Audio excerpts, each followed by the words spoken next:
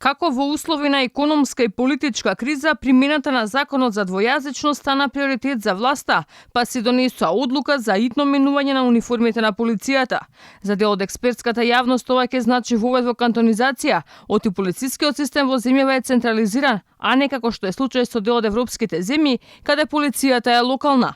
Одлуката униформите на полицијата, специјалните единици во Скопје и во другите градови каде албанците се присутни со над 20% од населението, да бидат двојазични, особено што се уште не е изработен правилник или упатство за менување на ознаките на полициските униформи. Затоа директно ја прашавме полицијата како планираат да ја имплементираат одлуката, но и во кои делови на Македонија ќе важи и уште повеќе, кои полициски единици ќе бидат опфатени. За сега оттаму молк.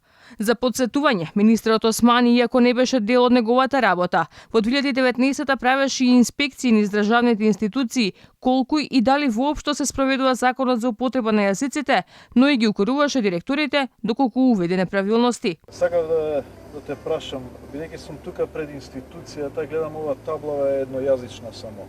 Како ви е планот за менување? Од членовите на законот предвидено е полицијата, пожарната и здравствените работници да добијат нови униформи, но упатените велат дека тоа може негативно да се одрази врз нормалното функционирање на овие граѓански сервиси. А партијата Левица ќе ја оспорат како што велат неуставната владина уредба за униформата и ознаките на униформата на полицијата пред Уставниот суд.